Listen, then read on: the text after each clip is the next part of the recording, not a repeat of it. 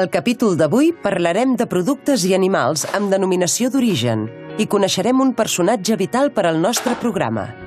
Fets, curiositats i personalitats als nostres carrers.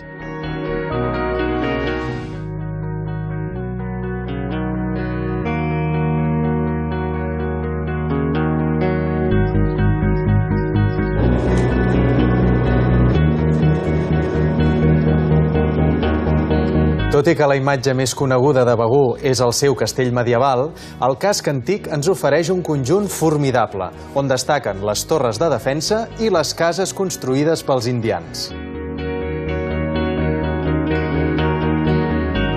El carrer Vera també era conegut com el carrer dels Corallers. Vera és un municipi d'Almeria on molts begurencs van anar a buscar corall entre els segles XIV i XIX. Quan aquest sector va entrar en crisi, uns 500 joves van anar a fer les Amèriques, la major part d'aquests a Cuba. Aquells que van tornar enriquits de les Amèriques van modificar l'aspecte de la vila, deixant-nos edificis com ara Can Sora, que es troba al mateix carrer. En aquest edifici destaquen els frescos del porxo de l'entrada, amb paisatges romàntics de les terres americanes que ens recorden l'estada a ultramar del seu propietari, Josep Cama Rovira. Ens traslladem al centre, a la plaça Pella i Forgues, anomenada així per l'advocat i historiador Josep Pella i Forgues. Aquesta és la casa pairal de la família, que es dedicava a la indústria surera. La seva fàbrica va tenir una gran rellevància pel poble abans de patir un tràgic incendi l'any 1919, en el qual va morir pràcticament la meitat de la població del moment. La Casa de la Vila va ser construïda l'any 1902 per Bonaventura Sabater i la seva esposa Matilde Forgues. Ella era la filla del propietari de la fàbrica surera i ell n'era el gerent.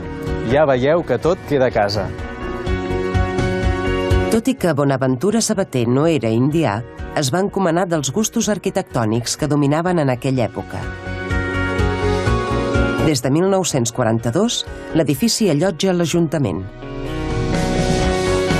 A la banda de l'església que dona a la plaça de la Vila, trobem Espadrís Llarg, aquest característic banc de pedra que sobresurt de tota la façana, punt de reunió i lloc de repòs pels veïns de Begur. A la plaça, abans que s'inaugurés el mercat municipal, s'hi reunien les parades d'aliments. En aquesta cantonada s'hi venia peix i per això encara avui en dia s'anomena Escantó d'Espeix. També es diu que era el lloc més adequat si volies venir a escoltar xafarderies.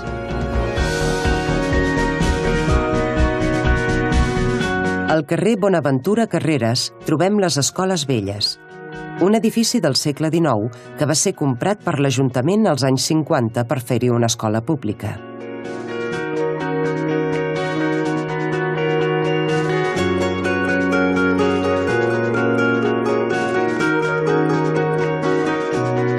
Des de 2012, al pati de l'edifici trobem una fita de pedra, datada de 1634.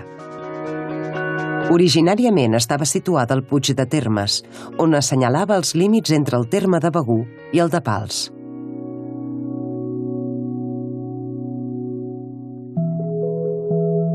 Josep Carreras i Frigola va adquirir la masia més gran del poble per restaurar-la.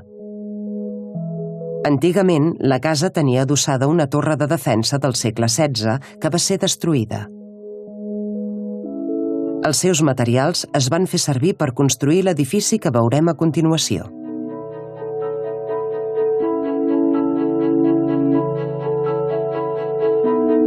Per acabar, visitarem el Casino Cultural, que es va construir gràcies a l'impuls d'aquestes i altres famílies d'indians de la vila.